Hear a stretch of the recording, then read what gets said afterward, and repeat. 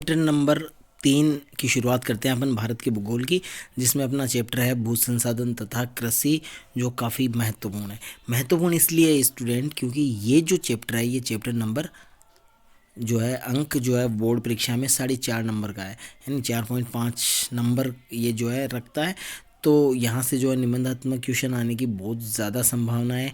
कुछ निबंधात्मक क्वेश्चन मैंने यहाँ शामिल किए हैं, ठीक है, और कुछ जो है वो मॉडल पेपर में आपको ज़रूर मिलेंगे। लेकिन मॉडल पेपर देखो मैं तभी बनाऊँगा या तभी मैं मॉडल पेपर जो है दे पाऊँगा आप लोगों को जब आप यहाँ वीडियो के ऊपर अच्छा रिस्पॉन्स देते हो, क्योंकि देखो यहाँ काफ़ी ज़्यादा मेहनत करनी पड़ती है तब जाकर ये यूट्यूब पर वीडियो बनते हैं, ठीक है। ये सब चीज़ें जो है करने में, तो इसके लिए आपको सपोर्ट करना पड़ेगा। अगर आप मेरा सपोर्ट करते हैं तो निश्चित तौर पर मैं आप लोगों का सपोर्ट करूंगा और आपको मॉडल पेपर दूंगा। और वो मॉडल पेपर मैं ये भी दावा कर देता हूँ यहाँ इस वीडियो के अंदर कि वो जो मॉडल पेपर होंगे वो मॉडल पेपर आपके लिए बहुत ज़्यादा महत्वपूर्ण होंगे, ठीक है। आपके जो वार्षिक के जो पेपर हैं उसमें उन मॉडल पेपर में से पूरा का पूरा मिलेगा, एक क्वेश्चन भी इधर का उधर नहीं होने वाला है, ठीक है। तो आप जो है फुल सपोर्ट कीजिए ताकि मैं आप लोगों के लिए मॉडल पेपर भी ला पाऊँ, ठीक है। तो बढ़ते हैं, शुरुआत करते हैं हमारे इस चैप्टर की। पहला क्वेश्चन जो है वो ये रहा हमारा,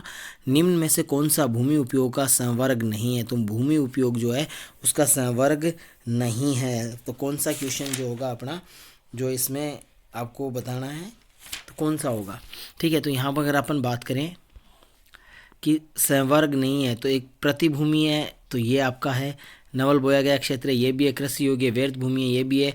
ये सीमांत जो कृषि है ये अपना नहीं है, ठीक है। सीमांत कृषि नाम से कोई भी वर्ग नहीं है। आपके चैप्टर के अंदर शुरुआत में जो एक बॉक्स सा दिया हुआ है जिसके अंदर भूमि उपयोग लिखा हुआ है, तो उन भूमि उपयोग में सीमांत भूमि है वो नहीं आता है, ठीक है। बढ़ते हैं नेक्स्ट क्वेश्चन की ओर। क्वेश्चन नंबर 2 हमारा है, निम्न में से कौन सा सिंचित क्षेत्र भू निम्नीकरण का प्रकार है। तो कौन सा है, तो यहाँ पर मतलब जल की वजह से, सिंचित क्षेत्र की वजह से, तो कौन सी जो चीज़ें हैं वो ज़्यादा हैं। तो देखो अवनालिकाएँ, वायु अपवर्तन, मृदा लवणता अपवर्तन, इसके अलावा भूमि में सिल्ट का जमाव। तो कौन सा कारण जो है वो जो है सिंचित क्षेत्र के कारण जो है वो ज़्यादा हो रहा है, तो कौन सा हो रहा है। तो इसका जो राइट आंसर अपना रहने वाला है वो है अवनालिका। तो अवनालिकाएँ जो है ज़्यादा प्रभाव डाल रही है। नेक्स्ट क्वेश्चन है तीसरा, शुष्क कृषि निम्न में से कौन सी फसल नहीं बोई जाती है। तो शुष्क कृषि में कौन सी फसल नहीं बोई जाती है, तो इसका आंसर आपको जो है कमेंट करना है कि राइट आंसर इसमें चारों में से कौन सा रहेगा, तो वो आप कमेंट करके बताओगे। खरीफ की फसल है, तो खरीफ की फसल है कौन सी है, चना, सरसों, गेहूं, चावल, तो कौन सी है। राइट आंसर क्या हो जाएगा, ऑप्शन नंबर डी जो है चावल है वो खरीफ की फसल है, जबकि ये तीनों किसकी है, रबी की फसल है, ठीक है। बढ़ते हैं आगे क्वेश्चन नंबर 5 की तरफ, निम्न में से कौन सी रबी की फसल है। तो इनमें से रबी की फसल कौन सी है, तो राइट ऑप्शन आपका क्या हो जाएगा, ऑप्शन नंबर डी, गेहूं जो है वो आपकी ये है, और ये तीनों किसकी हैं, खरीफ, ठीक है। तो ये आपकी खरीफ की फसल है। नेक्स्ट आपका आता है 6 नंबर का, भू उपयोग संबंधित अभिलेख कौन सा विभाग रखता है। तो कौन सा विभाग रखता है, सर्वेक्षण विभाग, योजना आयोग, इसके अलावा भू संरक्षण विभाग या वन मंत्रालय। तो यहाँ पर राइट ऑप्शन आपका होगा ऑप्शन नंबर सी, भू राजस्व विभाग जो है वो इसका लेखा जोखा रखता है। नेक्स्ट आपका है, भू राजस्व विभाग ने भूमि को उपयोगिता के आधार पर कितने वर्गों में बांटा है। तो ये कितने वर्ग हैं, तो इन वर्गों का आपको कमेंट करना है कि इसमें जो राइट वर्ग है वो कौन सा है, यानी जो है अपना सही जो है वो आंसर कौन सा है। नेक्स्ट क्वेश्चन की ओर बढ़ते हैं, 1 वर्ष से अधिक किंतु 5 वर्ष से कम समय तक जो है कृषि रहित जो रहने वाली भूमि है कहलाती है। तो कौन सी है, देखो कौन सी भूमि होगी यहाँ पर, पुरानी प्रतिभूमि, वर्तमान प्रतिभूमि, कृषि योग्य व्यर्थ भूमि और कृषि अयोग्य व्यर्थ भूमि, तो कौन सी होगी, ठीक है। तो इसमें आपको राइट आंसर बताना है कि पुरातन भूमि है तो वो क्या होती है, वर्तमान प्रतिभूमि क्या होती है, कृषि योग्य व्यर्थ भूमि क्या होती है, तो कौन सी इसमें रहेगी। तो इसका जो आंसर है वो आपको देना रहेगा, ठीक है, तो वो आपको देना होगा, ठीक है। तो ये आप यहाँ पर भी इस पर कमेंट करोगे, ये बहुत ही अच्छा क्वेश्चन है, ठीक है। नेक्स्ट है आपका, चावल एक फसल है तो कौन सी फसल है, उष्ण कटिबंधीय फसल है, उष्ण आर्द्र कटिबंधीय फसल है, शीतोष्ण कटिबंधीय, उपाद्र। तो चावल जो है वो कौन सी फसल है, उष्ण आर्द्र कटिबंधीय फसल है। ठीक है, तो ऑप्शन नंबर जो डी है वो आपका, सॉरी बी जो है वो आपका का जो है एकदम सही होगा। बढ़ते हैं नेक्स्ट क्वेश्चन की ओर। वह भूमि जिस पर फसल उगाई व काटी जाती है कहलाती है। ठीक है, तो यहाँ पर ये आपका नहीं है। ठीक है, तो क्या होगा, वह भूमि जिस पर, तो ये आपका ऑप्शन नंबर जो है ए सही हो जाएगा, नविल बोया गया क्षेत्र। ठीक है, तो जिस पर फसलें हैं उगाई और काटी जाती हैं। नेक्स्ट आपका आता है जायद की फसल की समयावधि है। तो जायद की फसल कब बोई जाती है, अप्रैल से जून में बोई जाती है। ऑप्शन नंबर सी जो है वो आपका राइट ऑप्शन होगा। बढ़ते हैं नेक्स्ट क्वेश्चन की ओर। नेक्स्ट क्वेश्चन हमारा है, निम्न में से कौन सी फसल खाद्यान्न फसलों में शामिल नहीं है। तो खाद्यान्न फसल कौन सी नहीं है, तो खाद्यान्न फसल कपास नहीं है। ठीक है, इसके अलावा चावल, मक्का, गेहूं आपकी तीनों की तीनों खाद्य फसलें हैं। पश्चिमी बंगाल के किसान चावल की 3 फसलें बोते हैं। तो कौन सी 3 फसलें बोते हैं, तो पश्चिमी बंगाल के जो हैं वो ओस, अमन, बोरो। ठीक है, या कहीं पर ये बोरी है या बोरो भी लिखा हुआ है, देखो ज़्यादा सही शायद बोरा है ना। तो यहाँ पर आप देख लेना, उपरोक्त सभी इसमें रहेगा। ठीक है, बढ़ते हैं नेक्स्ट क्वेश्चन की ओर। 14 की तरफ है। 14 का है, चावल उत्पादन में भारत का विश्व में कौन सा स्थान है। तो चावल उत्पादन में चीन के बाद भारत का जो है वो दूसरा स्थान है। 1 नंबर चीन का है, दूसरा भारत का है। बढ़ते हैं आगे। भारत में सर्वाधिक ज्वार का उत्पादन वाला राज्य है। तो सबसे ज़्यादा जो ज्वार का उत्पादन है वो महाराष्ट्र करता है। ठीक है, महाराष्ट्र यहाँ पर आपका राइट आंसर हो जाएगा। हालांकि गौण उत्पादक में ये तीनों ही आते हैं, लेकिन सबसे ज़्यादा की बात करें तो सबसे ज़्यादा महाराष्ट्र होगा। फिर है सूरजमुखी एक है, खाद्यान्न फसल, तिलहन फसल, दलहन फसल या मोटा अनाज। तो राइट ऑप्शन क्या होगा, ऑप्शन नंबर बी जो है वो हमारा सही होगा। जो है सूर्यमुखी है वो एक तिलहन फसल है। ठीक है, भारत कपास उत्पादन में भारत का विश्व में कौन सा स्थान है। तो कपास उत्पादन की हमें बात करेंगे तो यहाँ पर जो है वो कौन सा स्थान है, कमेंट करोगे आप। ठीक है, बहुत ही अच्छे अच्छे क्वेश्चंस आ रहे हैं। ठीक है, तो ये आपको पता होनी चाहिए। नेक्स्ट है, निम्न में से कौन सी जायद की फसल नहीं है। तो कौन सी नहीं है, तो देखो खरबूजा है, सब्जी है और खीरा है। तो जवार जो है वो नहीं है। ये क्या नहीं है, जायद की फसल नहीं है। इसलिए राइट आंसर हमारा क्या होगा, जवार होगा, क्योंकि जवार खरीफ की फसल है। ठीक है, तो ये याद रखना। रेगिस्तान की बात करें, पहली एक वर्ष से अधिक किंतु 5 वर्षों से कम समय तक कृषि रहित रहने वाली जो भूमि है वो वर्तमान प्रतिभूमि कहलाती है, सॉरी पुरातन प्रतिभूमि कहलाती है। ठीक है, 1 वर्ष से ज़्यादा के लिए, ठीक है, परंतु 5 साल से कम, तो ऐसी भूमि पुरातन प्रतिभूमि कहलाती है। दूसरा अपना है, दक्षिण व मध्य भारत के आर्द्र उष्ण क्षेत्रों की प्रमुख खाद्यान्न फसल है। तो ये ज्वार है। ठीक है, तो यहाँ पर क्या आ जाएगा, ज्वार आ जाएगा।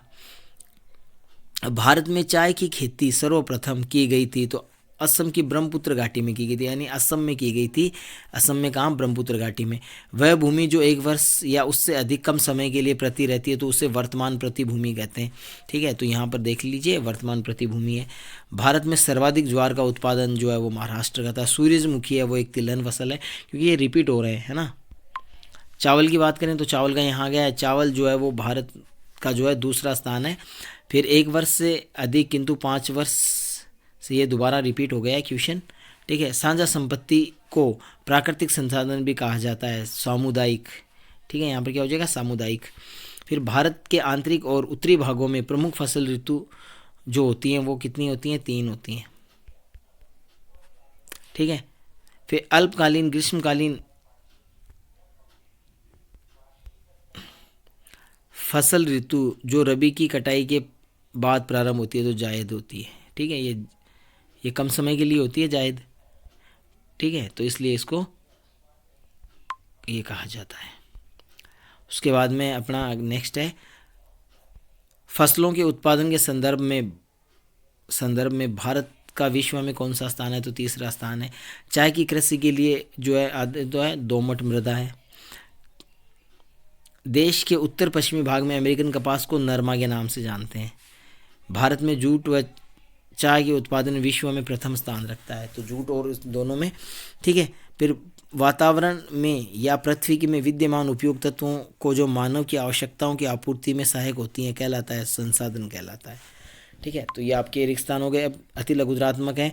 भारत के किन्हीं दो फसलों के उत्पादन में विश्व में प्रथम स्थान है, चाय और जूट। ये क्वेश्चन आ गया है। भारत में उत्पादित किन्हीं तीन उष्णकटिबंधीय फसलों के नाम बताइए। कपास, गन्ना और कॉफ़ी, ये तीनों की तीनों उष्णकटिबंधीय हैं। प्रतिभूमि किसे कहते हैं? प्रतिभूमि किसे कहते हैं? तो वह भूमि जिस पर 1 से 5 वर्ष तक कोई भी फसल नहीं उगाई गई हो उसे प्रतिभूमि कहते हैं। ठीक है, प्रति का मतलब होता है खाली। ठीक है, तो वो आपको ध्यान में रखना है। अब ये अलग अलग समय की होती है, 1 साल से कम समय के लिए, फिर 1 साल से अधिक, परंतु 5 साल से कम और 5 साल से अधिक। फिर ये आप वापस आ गया। पश्चिमी बंगाल में किसान जो 3 करते हैं, तो अमन, ओस, बोरो जो है वो आपके हैं, ये पश्चिमी बंगाल में की जाती है। निवल बोया गया क्षेत्र क्या होता है? वह भूमि जिस पर फसलें उगाई और काटी जाती है, नवल बोया गया क्षेत्र कहलाता है। तो ये क्वेश्चन वापस रिपीट भी हो रहे हैं। ठीक है, यहाँ पर देखो, बढ़ती जनसंख्या के कारण भूमि उपयोग के किन वर्गों के क्षेत्रीय अनुपात में कमी आई है? तो ये जो है किस में कमी आई है? व्यर्थ भूमि, चारागाह भूमि और नवल बोया गया क्षेत्र में कमी आई है।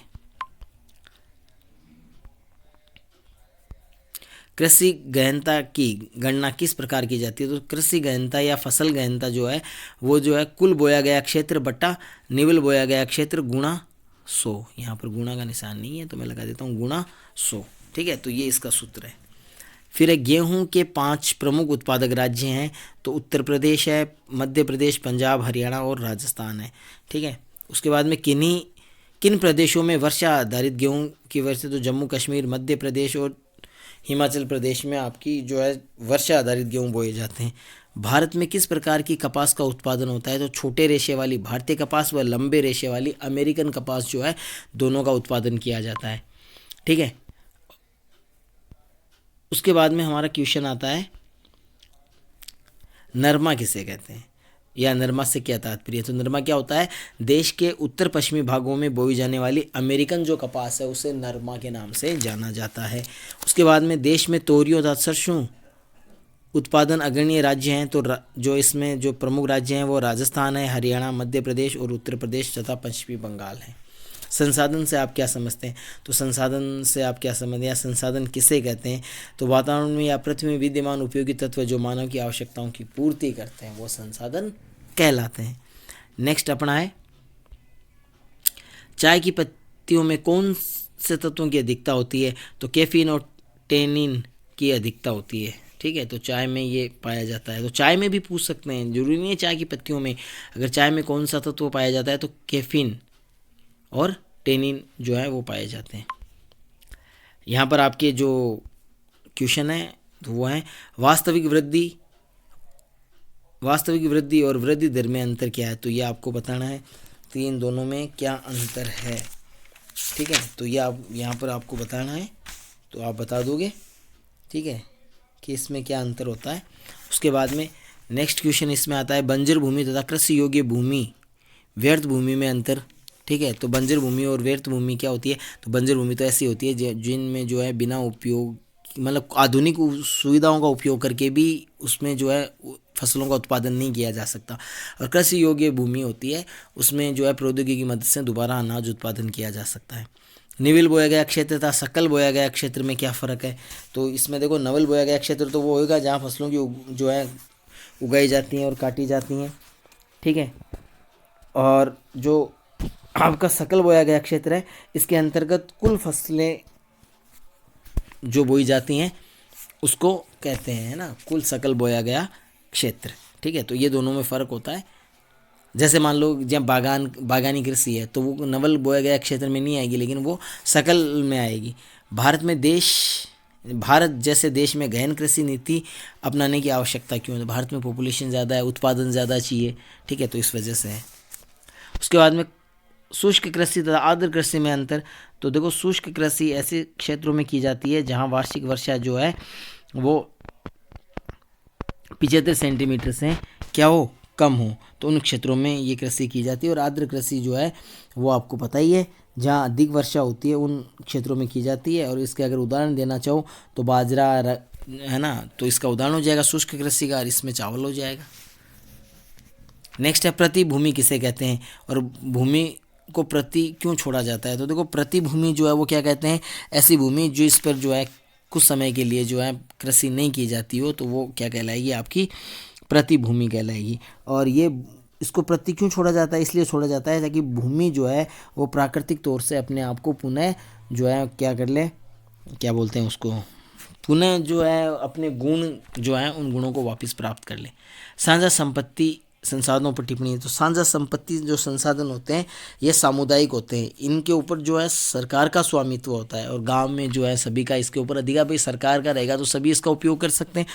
और इसके अंदर जो है आपके सामुदायिक वन हो सकते हैं, या सामुदायिक चारागाह हो सकते हैं, या ग्रामीण जलीय क्षेत्र हो सकते हैं, है ना। तो ये सब साझा संपत्ति के उदाहरण हैं। हरित क्रांति की उपलब्धियां क्या हैं। तो हरित क्रांति की उपलब्धियां हैं जो क्या हैं, तो देखो सबसे पहले कृषि के अंदर रासायनिक और वो जो कीटनाशक है उसका उपयोग बढ़ा। सिंचाई सुविधा में जो सुविधा है उसमें सुधार हुआ। मैक्सिकन और फिलीपींस के चावल हैं उन अधिक उपज देने वाले वो भारत में बोए गए।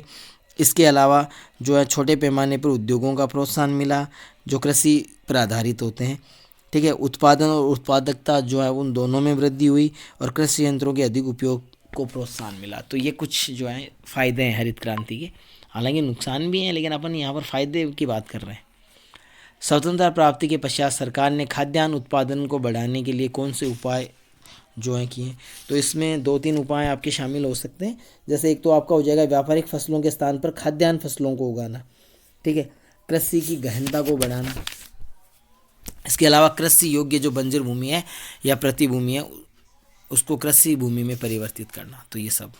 शुष्क भूमि कृषि से क्या तात्पर्य है, तो वो आपको मैं पहले ही बता चुका हूँ कि ये जहाँ पर जो है 75 सेंटीमीटर से कम वार्षिक वर्षा होती है वहाँ पर ये फसलें बोई जाती हैं, ठीक है। तो ये उसके कुछ हो जाएंगे, तो आपको वो लिख देना है और इसमें हो जाएगा। फिर भारत में नवल बोया गया क्षेत्र में किस प्रकार वृद्धि की जा सकती है। तो किस प्रकार वृद्धि की जा सकती है, तो पहले तो वो आ गया, तो प्रौद्योगिकी का प्रयोग करके, ठीक है। प्रौद्योगिकी जो है उसको बढ़ाकर जो है वो किया जा सकता है। जैसे प्रतिभूमि में फसल विशेष की उत्पादकता को बढ़ाना, कृषि में गहन भूमि उपयोग से सभी प्रकार की फसलों का उत्पादन जो है वो बढ़ाने में, तो ये सब चीज़ें हो जाएंगी। नेक्स्ट अपना है आप कृषि योग्य भूमि के निम्नीकरण के लिए किन कारणों को उत्तरदायी मानेंगे, किन्हीं 2 कारण। तो कौन से 2 कारण हो सकते हैं, तो भूमि के निम्नीकरण के लिए देखो एक तो दोषपूर्ण सिंचाई नीति, ठीक है। भाई जो सिंचाई है उसमें दोषपूर्ण है, ठीक है, जिसमें कीटनाशकों का उपयोग है, इसके अलावा अत्यधिक सिंचाई है, ठीक है। तो ये सब चीज़ें इसमें हो सकती हैं। उसके बाद में आते हैं हमारे निबंधात्मक क्वेश्चन। तो निबंधात्मक क्वेश्चन की अगर अपन बात करें तो पहला क्वेश्चन हमारा ये है, भारत में कितने प्रकार की फसलों का उत्पादन किया जाता है। तो भारत में कितने प्रकार की फसलों का उत्पादन किया जाता है, तो वो आपको इसमें बताना होगा। जैसे खाद्यान्न फसलें हैं, औद्योगिक फसलें हैं, बागवानी फसलें हैं, है ना, पेय फसलें हैं, तो व्यापारिक फसलें, तो जो भी अपने जो है ना बुक्स में है तो उन फसलों के बारे में आपको जो है थोड़ा बहुत बताना है। नेक्स्ट हमारा है चावल की कृषि की उपज के दशाओं का वर्णन कीजिए। तो इसमें चावल के बारे में बताना है, ठीक है। तो चावल के बारे में, ठीक है, कैसे ये बोया जाता है, कब बोया जाता है, कौन कौन सी परिस्थितियाँ होती हैं, कहाँ कितना क्या उत्पादन होता है, तो चावल का आपको याद कर लेना है, ठीक है। चावल और तीसरा अपना है भारत में गेहूँ उत्पादन। तो ये दोनों ही जो है ना वो आपके मोस्ट हैं भाई, ठीक है, बहुत ज़्यादा मोस्ट हैं। तो ये दोनों को आपको याद कर लेना है। चावल और गेहूँ के बारे में जितना भी हमारे पास है वो सारा डिटेलिंग में अपन याद करेंगे। उसके बाद में अगर अपन बात करें तो भारत में प्रमुख खाद्यान्न फसलों पर लेख लिखें। तो इसमें आपकी खाद्यान्न फसलें आएंगी सिर्फ, ठीक है। तो खाद्यान्न फसलों में जैसे चावल है, गेहूं है, बाजरा है, ज्वार है, ठीक है, ऐसे कुछ हमारे पास दिए हुए हैं। तो इनके बारे में ही आपको वर्णन करना है, ठीक है। ज़्यादा वर्णन करना नहीं रहेगा अपन को, बस इन्हीं का वर्णन करना, केवल खाद्यान्न का, ठीक है। उसके बाद में गन्ने की उपज की दशाएं। तो गन्ने की जो कृषि है उसकी उपज की दशाएं जो हैं उनका वर्णन करना है, ठीक है। तो गन्ने के लिए कौन कौन सी जो है आवश्यक दशाएं रहती हैं तो वो आपकी हैं। फिर भारतीय कृषि के प्रकारों का वर्णन कीजिए। ये भी मोस्ट क्वेश्चन है। प्रकार कौन से हैं, तो भारतीय कृषि के प्रकार जो हैं वो यहाँ पर आपको बताने हैं, ठीक है। कौन कौन से प्रकार हैं? जैसे तो मोस्टली तो दो प्रकार है ना, सिंचित कृषि और असिंचित। फिर उनके अंदर भी हैं, जैसे सिंचित कृषि में रक्षित सिंचाई कृषि है या उत्पादक सिंचाई कृषि है। वहीं वर्षा पर निर्भर कृषि है, ठीक है, उसमें शुष्क कृषि भूमि है और आर्द्र कृषि भूमि है, तो ये सब इसमें रहेगा। नेक्स्ट अपना है भारत की प्रमुख जो है रेशेदार फसल कपास व जूट का वर्णन करें। ये भी मोस्ट है, ये भी एग्ज़ाम में काफ़ी महत्वपूर्ण रहता है, ठीक है। और तो इसमें आपको रेशम और जूट और कपास के बारे में बताना है। तो इसकी कृषि कहाँ की जाती है, कैसी परिस्थितियों में की जाती है, कैसी मिट्टी चाहिए, ठीक है, कौन से मौसम में ये जो है उगाई जाती हैं, मतलब खरीफ की फसल के साथ बोई जाती हैं, ठीक है। तो ये सब चीज़ें इसमें रहेगा। उसके बाद में आता है भारतीय कृषि की समस्याओं का विस्तार से वर्णन कीजिए। ये भी मोस्ट है भाई। तो 3 क्वेश्चन तो आपके ये मोस्ट हैं, और 2 जो मैंने आपको बताए थे चावल और गेहूं वाला। तो ये 5 क्वेश्चन जो हैं वो हमारे लिए बहुत ही ज़्यादा इंपॉर्टेंट है, ठीक है। क्योंकि निबंधात्मक क्वेश्चन जो हैं ये ऐसे निबंधात्मक क्वेश्चन हैं जो एग्ज़ाम में सबसे ज़्यादा बार पूछे गए हैं अब तक के रिकॉर्ड। देखो, जो भी मॉडल पेपर मैं बनाऊंगा तो वो मॉडल पेपर भी इसी आधार पे बनेगा, ठीक है। जो एग्ज़ाम में अब तक सबसे ज़्यादा बार पूछे गए हैं तो उन क्वेश्चंस को हम ज़्यादा शामिल करेंगे, ठीक है। तो वो आपको ध्यान में रखना है, ठीक है। तो इस वीडियो में बस इतना ही। नेक्स्ट वीडियो में फिर से मुलाकात होगी, तब तक के लिए नमस्कार। वीडियो को ज़्यादा से ज़्यादा शेयर करें और लाइक करें और देखें। जितना आप सपोर्ट करोगे उतना ही ज़्यादा मैं आपके लिए अच्छे अच्छे जो क्वेश्चंस हैं वो लेके आता रहूँगा। मिलते हैं नेक्स्ट वीडियो में, तब तक के लिए नमस्कार, धन्यवाद।